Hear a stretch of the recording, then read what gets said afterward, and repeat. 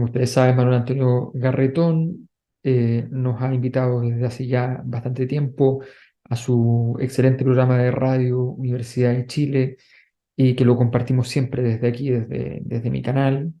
Nos parece un aporte importante para el pensamiento de las ciencias sociales y en ese contexto entonces siempre estamos promoviendo sus entrevistas. En este caso, Manuel Antonio Garretón, Premio Nacional de Ciencias Sociales, en la radio de la Universidad de Chile, entrevista a María Emilia Tillú, académica del Departamento de Sociología.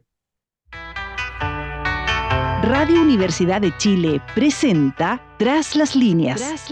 Conversaciones con Manuel Antonio Garretón, Premio Nacional de Humanidades y Ciencias Sociales, programa del Departamento de Sociología de la Universidad de Chile. Auspicia el Centro de Estudios de Conflicto y Cohesión Social, COES. Muy buenas tardes. Bienvenidos y bienvenidas a Tras las líneas, el programa semanal del Departamento de Sociología de la Universidad de Chile y auspiciado por el Centro de Estudios de Cohesión y de Conflicto Social, el COES, en que reflexionamos sobre lo que nos ocurre como sociedad, como persona, como colectividades, como humanidad, a partir de lo que nos dicen las ciencias sociales. Aquella manera de desarrollar conocimiento científico sobre un objeto tan complejo y tan lleno de vida como somos nosotros mismos y como es la sociedad. Y hoy día vamos a analizar uno de los temas que está muy presente en la opinión pública, pero a veces como temor, como rechazo, sin entenderlo. Y sin entender y sin intentar comprender a los sujetos que viven ese fenómeno.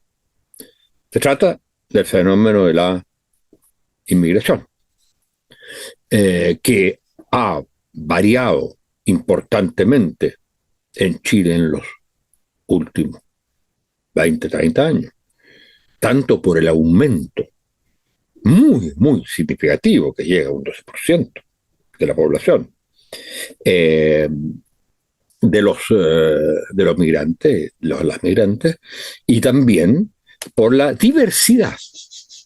Ya no se trata de uno o dos grupos, sino de grupos nacionales muy distintos, pero también de edades, de género, de formación, de aptitudes. Hay hoy día una visión principalmente, no digo únicamente, pero principalmente defensiva respecto a este fenómeno de la migración.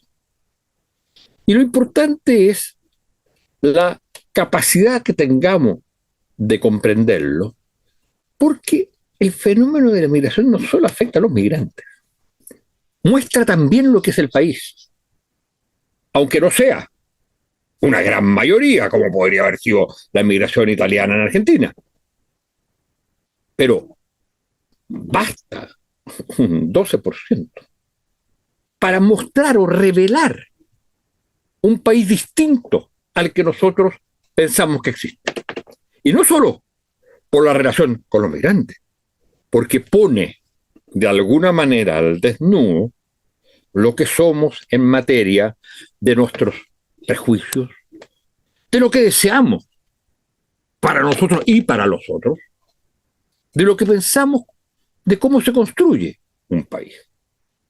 Para analizar este fenómeno hemos invitado a una colega, quizás la socióloga que más ha trabajado, hay muchas, muy buenas, pero que tiene una experiencia enorme en el último tiempo en el trabajo sobre eso, porque se realiza mucho trabajo de terreno, porque recorre el país, está permanentemente haciendo estudios cualitativos, presente en múltiples proyectos, porque ha dirigido, entre otras cosas, la Cátedra de Racismo y Migraciones Contemporáneas de la Universidad de Chile.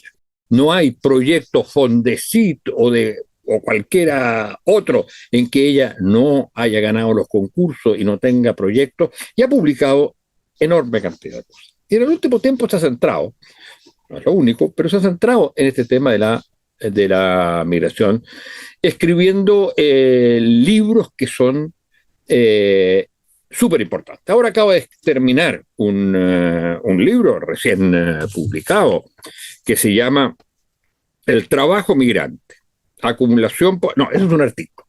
El trabajo migrante, acumulación por disposición en el Chile contemporáneo. El libro se llama La deshumanización de las personas migrantes.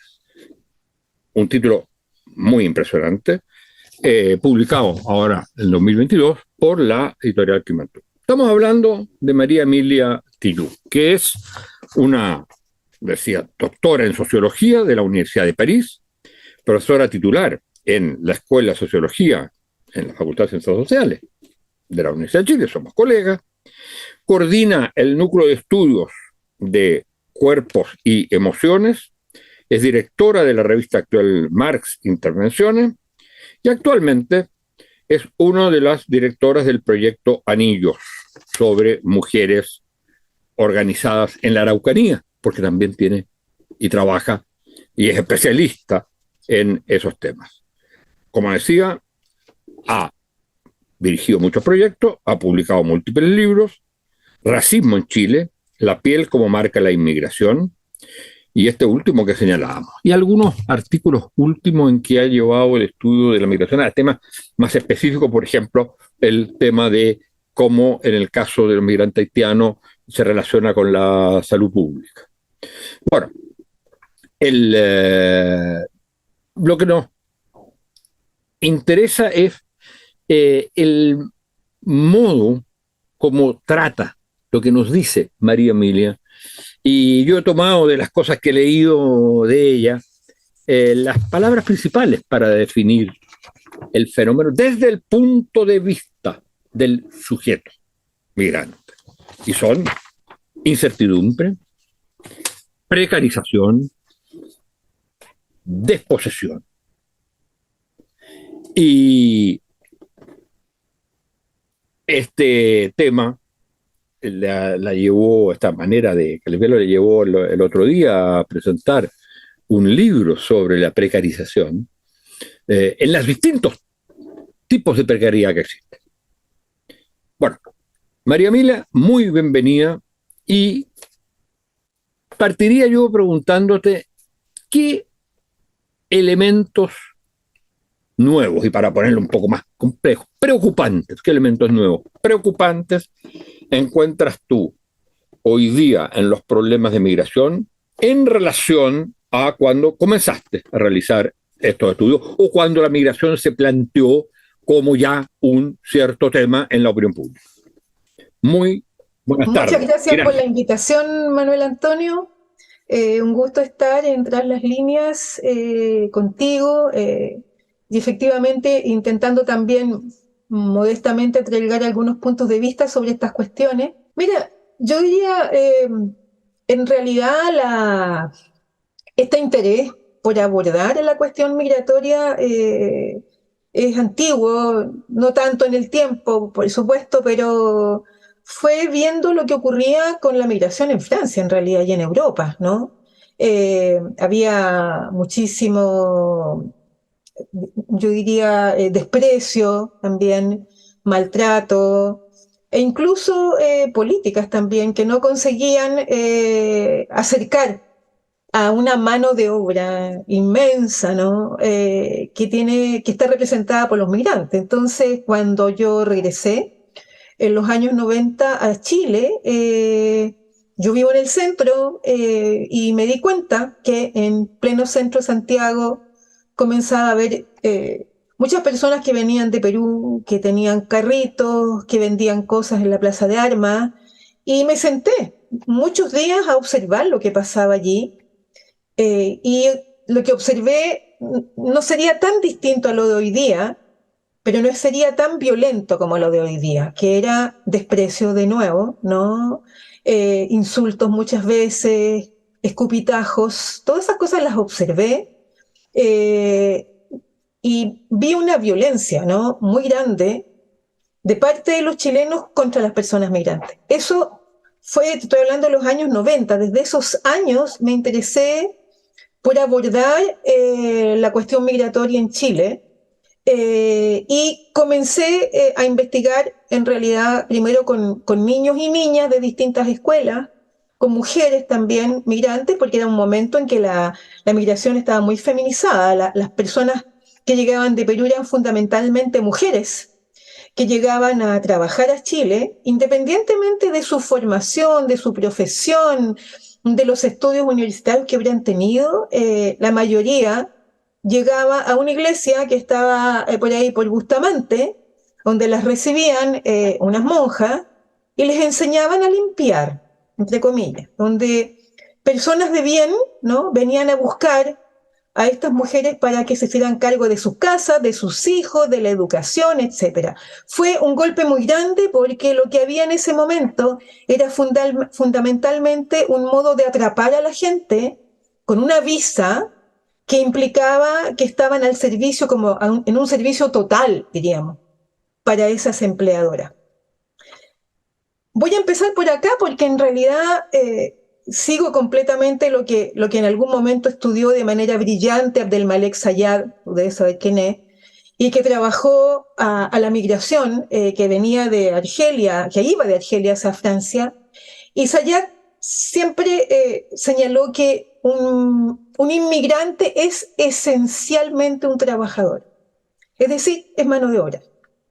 Y es mano de obra para explotar, ¿no? Mano de obra para maltratar también, mano de obra barata, ¿no? A tal punto que muchos años después, esto fue hace el año pasado solamente, nosotros en el equipo de investigadores que tenemos, trabajo con un equipo maravilloso de gente muy joven que hace ya bastantes años está interesada por esta temática, abordamos críticamente el concepto de, comillas, trabajo migrante. Pero, María, mira, déjame hacerte una pregunta sobre eso, porque es bien interesante. Ese es, por decirlo de alguna manera, el punto de llegada. A donde llegan son vistos básicamente como fuerza de trabajo, ¿no es cierto? Bien, el punto de partida en el proyecto del migrante. ¿Es también el trabajo una cuestión central o es otro tipo de aspiraciones? Yo diría que en lo que nosotros hemos investigado, voy a empezar por acá porque si no, no se va a entender bien. Un inmigrante no es un extranjero en Chile. Se hace una división casi totalitaria entre quién es un extranjero y quién es un inmigrante. Un inmigrante es una persona negada, es una persona que llega de cierto modo para el maltrato. Hay extranjeros bienvenidos y extranjeros malvenidos, como lo hemos dicho alguna vez. En ese contexto, ¿quién parte de su país? Yo diría, por lo que hemos hecho también en otros países, hemos trabajado con Perú, con Bolivia, con otros países, no hay un proyecto. La persona que migra de su país migra en situaciones generalmente catastróficas. Ya sea porque hay persecución política, ya sea porque hay violencia de distinto tipo, ya sea porque hay un empobrecimiento generalizado que las obliga y les obliga a partir. Entonces, lo único que hay, si uno pudiera hablar de proyecto, es la palabra, el concepto, la idea, trabajo. Me voy a trabajar. Y en eso me alegro mucho que me hayas hecho la pregunta porque no hay, yo diría, como otras personas que que parten, yo no partí en esas condiciones, pero personas que parten con un proyecto, incluso organizan su maleta. Yo sobre eso también he trabajado, sobre la cuestión de la valija y las maletas. ¿Y qué es lo que uno echa en una maleta cuando parte de un día para otro, de una semana para otra, de repente, sin proyectar nada, efectivamente, ese objeto que se llama la valija o la maleta es digno de ser analizado. Pienso en ese famoso trabajo maravilloso de Tomasz Snianiecki, El campesino polaco. Eso, bueno, es una obra sociológica el clásico de la sociología. mayor que yo creo que todo el mundo debería conocer. Porque ¿qué es lo que pasó allí? Era un campesino que llegó a Estados Unidos, que no hablaba la lengua, que no practicaba la religión, que no conocía nada de nada, ¿no? Y llega a un lugar completamente inhóspito con un propósito, trabajar. Bueno, no voy a entrar en el libro porque me detendría y es maravilloso, pero en el caso de las personas que han llegado a Chile, yo partiría diciendo una cosa: son personas que viven cerca, muy cerca nuestro, pero que tanto en el corazón como en la mente de los chilenos y las chilenas están muy lejos. Son los cercanos lejanos, son nuestros vecinos, nuestras vecinas, son personas que vienen de los países donde nosotros fuimos al momento de que fuimos expulsados de este país. En Venezuela, en Perú, en Bolivia, en Colombia. Allí llegaron muchísimos chilenos y chilenas a vivir en condiciones donde no se tenía nada, absolutamente nada. Sin embargo, no existe, por eso que a mí me interesó ir más allá de la cuestión migratoria propiamente tal hoy día, ¿no?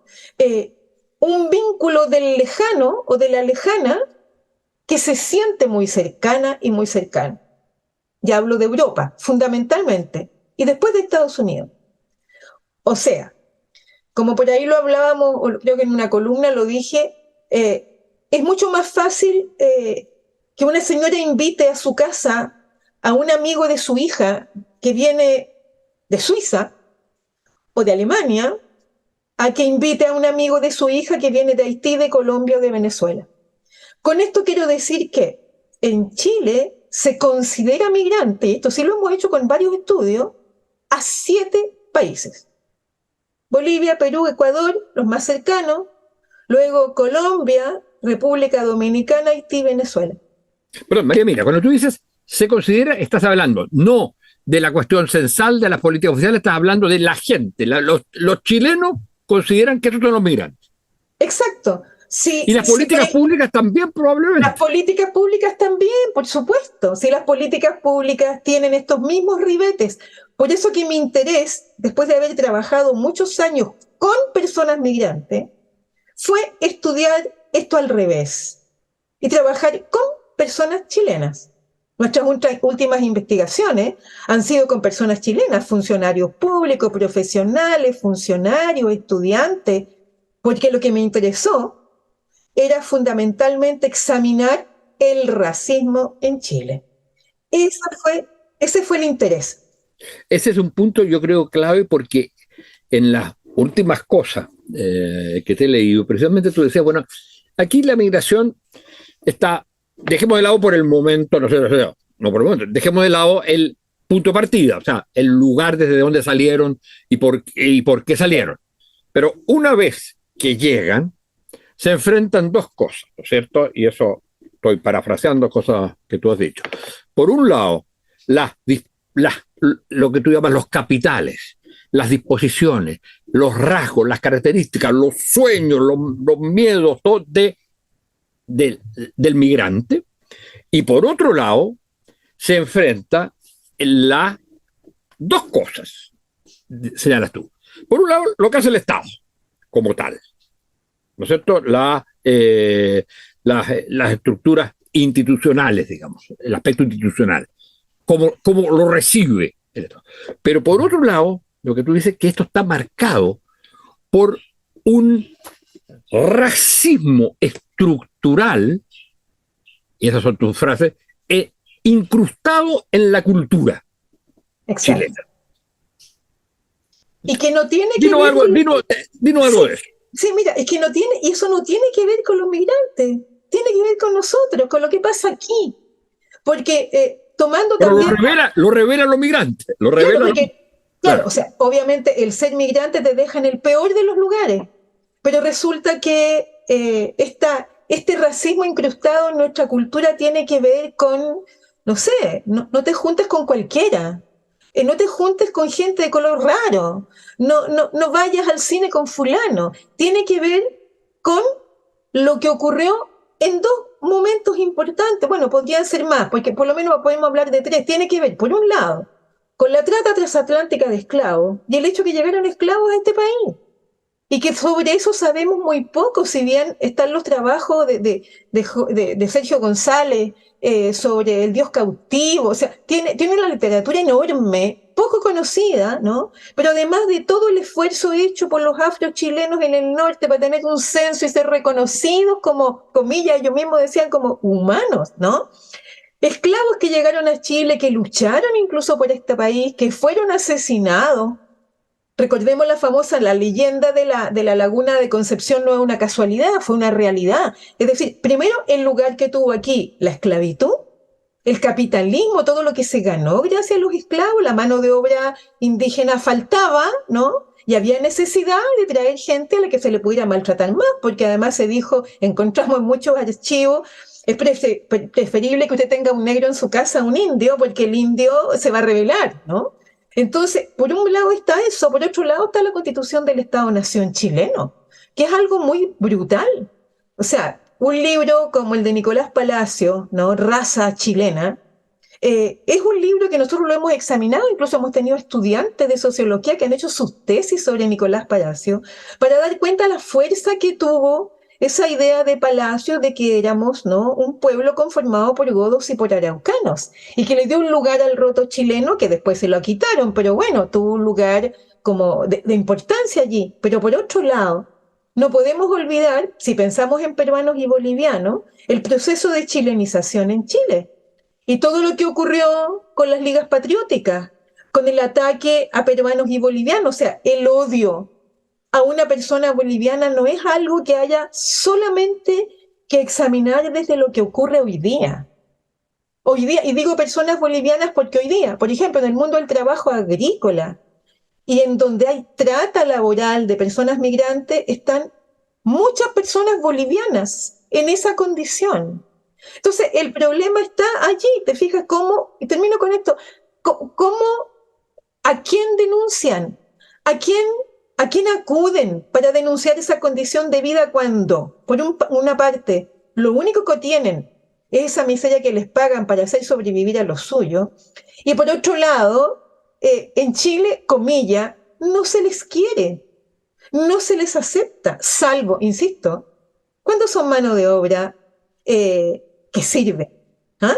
Oye, pero cuando son mano de obra útil. Pero fíjate que el punto este yo creo que es bastante clave, porque, digamos, por un lado hay otra cosa que quisiera que después retomáramos, que es este tema de, tú te centras en los estudios, fuera de que el último tiempo haya sido a los chilenos que reciben migrantes, pero yo diría en lo que es la trayectoria del migrante. Sí. Y cómo va cambiando producto de las respuestas del Estado y de este racismo estructural incrustado en la cultura. Pero me quiero detener en esto para después ver qué se puede hacer desde el punto de vista de las políticas del Estado.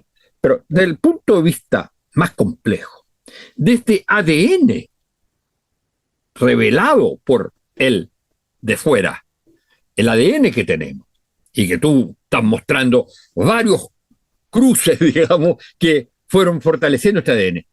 ¿Cómo, dado que se definen las cosas así, desde este ADN, cómo sales de eso? ¿Cómo cambias eso?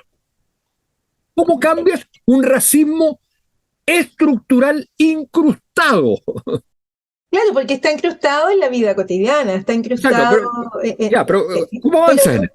lo sabemos, el diagnóstico está, podemos también decir que el neoliberalismo favorece todo lo que estamos diciendo, que el mercado laboral se abre también y necesita más mano de obra. Recuerdo la carta que mandó Vigi, el estudio de la Católica en el año 2016, diciendo que no había que dejar de lado la oferta que daban los migrantes. O sea, pienso que son muchas las aristas que hay que considerar, porque este es un problema no solamente un problema histórico, es un problema político y económico, por supuesto, y también cultural, a partir de lo que tú estás diciendo. Entonces, en este ADN, ¿no? En donde tenemos incrustado, diríamos, esta maravillosa, yo lo digo así, posibilidad de clasificar a todo el mundo, y tan rápidamente siempre, ¿no? Este acá, este allá, colocarlo como unos casilleros mentales, ¿no? El trabajo es un trabajo muy largo, porque además hoy día, ¿no? Con todas las dificultades actuales que hay, en donde cada vez que hay desplazamiento de migrantes en cualquier lugar del mundo, se cuelan allí las mafias, los delincuentes, distintos tipos de problemas, que a los primeros que dañan es a las personas migrantes. Pero por supuesto, o sea, hoy día bajó, por ejemplo, la contratación de venezolanos. Que todo el mundo contrataba a venezolanos, está contratando menos a venezolanos. Ayer apareció una mujer completamente loca, apareció en todas las redes sociales insultando, pero de la peor manera, ¿no? A unos trabajadores en un supermercado donde se había robado una botella de vino, la mujer en nombre de la nación, etcétera. Bueno, esa cotidianeidad del odio, ¿no? Obviamente ya sabemos que está fraguada en la historia, que está fraguada en la política, que no nos podemos salir de allí, pero a lo que nosotros hemos apelado, por lo menos en algunos talleres que hacemos, que son bastante interesantes, es a preguntarnos por nosotros. ¿Ah? Hace pocos días estuvimos en la municipalidad de Melipilla, donde estuve yo primero y después estuvo el Claudio Duarte, un colega. Claudio Duarte es un sociólogo que ha venido a este programa también, con el especialista en los temas de juventud. Lo digo para que la gente esté al tanto. Entonces, bueno, estuvimos con Claudio Duarte, este sociólogo que trabaja mucho en esa municipalidad, y yo fui a hablar sobre estas mismas cuestiones a los trabajadores de la municipalidad, que estaban además, fueron muy amables, estaban muy receptivos cuando escuchaban hablar sobre racismo en Chile. Pero cuando yo terminé lo mío, Claudio los colocó digamos, en un círculo y les preguntó a ellos quién era hijo de migrante. Y nadie se paró. Nadie levantó la mano.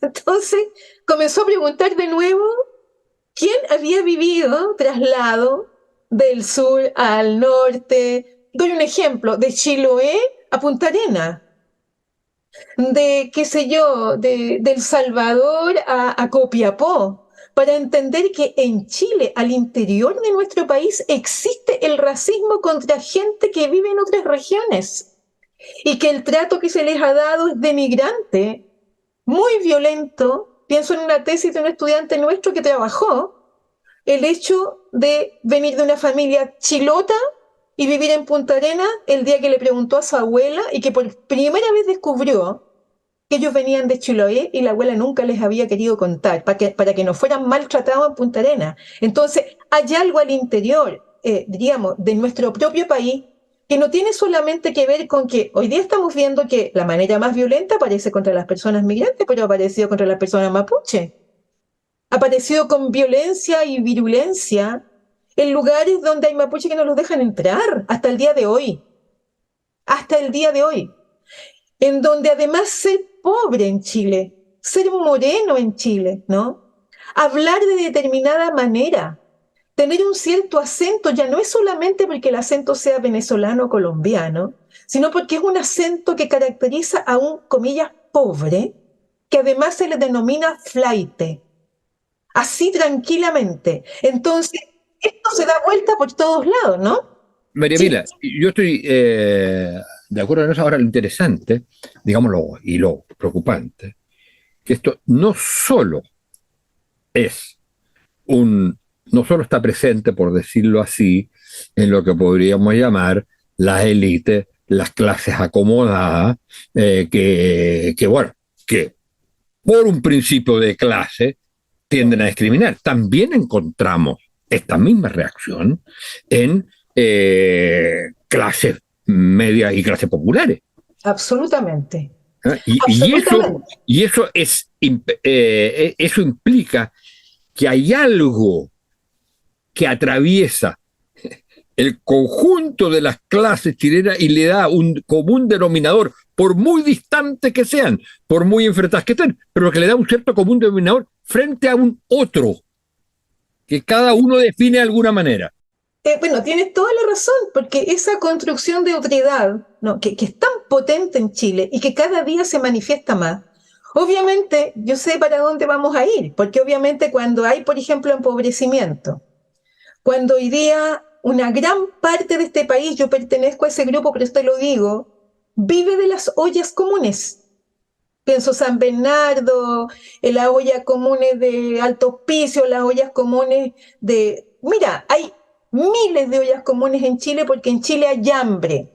Cuando hay hambre, cuando hay miseria, cuando la vida se desarma, obviamente, y bien lo han dicho no solamente muchos autores, pero muchas investigaciones, ¿no?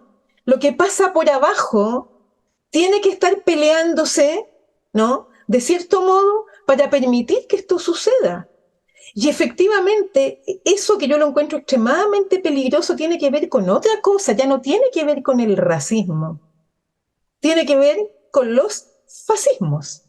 Y efectivamente allí está incrustada, ¿no? Algo, digamos, una historia que hace que eso surja de un día para otro y que los odios no solamente vengan, o la violencia de esos odios vengan de un sector social contra otro, sino de todos contra todos, y en este caso, cuando se trata de una persona migrante que además está colocado en el último nivel del aprecio, es la primera que lo pasa mal. O sea, maltrato en los centros de salud, expulsión de los colegios, bullying a los niños, una cantidad importante hoy día de personas haitianas se han ido de Chile a causa del racismo, ¿no? Se están yendo también bastantes venezolanos para tranquilidad de tanta gente que los odia, ¿no? Hay gente que se está devolviendo. Bueno, Venezuela aparece, ellos dicen que Venezuela le está yendo mejor, así que se van a ir. Pero efectivamente hay algo en Chile que es lo que hay que enfrentar. Yo estoy de acuerdo contigo que, bueno, uno puede hacer un montón de diagnósticos, estudios económicos, sociológicos, de las subjetividades, lo que queramos de las personas migrantes, pero el encuentro, la interacción, hay racismo porque se produce entre quien racializa y quien es racializado. Y en ese caso nos falta a nosotros, chilenos, chilenas, una reflexión muy seria sobre nuestra historia, una historia que ha sido aplastada, que ha sido una historia que se ha conseguido a través de humillaciones, de violencia, de golpes de Estado, lo que tú quieras, pero que efectivamente donde no se quiere reconocer. Si tomo de nuevo lo que le pasó a Claudio cuando preguntó eso, ¿no? Efectivamente había gente que era hija o hijo de personas campesinas que habían tenido que partir y que se habían encontrado con lugares donde no sabían cómo desenvolverse y habían sufrido muchísimo, ¿no? Por esa migración interna que había tenido Chile. Pero si uno va a buscar cosas que nosotros hacemos en los talleres y les preguntamos, por ejemplo, a las personas, ¿quién es su abuela? ¿Usted sabe quién fue su abuela? ¿O su bisabuela? ¿Qué nos puede contar de su bisabuela? Hay gente que se emociona y dice, ¿sabe qué? Mi bisabuela era negra. Y en mi familia nadie lo quería decir. No lo querían confesar, ¿no? O mi bisabuela era indígena, o mi bisabuelo fue un hombre, etcétera, etcétera, ¿no? Que viene de esa, diríamos, de esa fuerza increíble que hay para tapar u ocultar lo que somos. Nosotros, nosotras.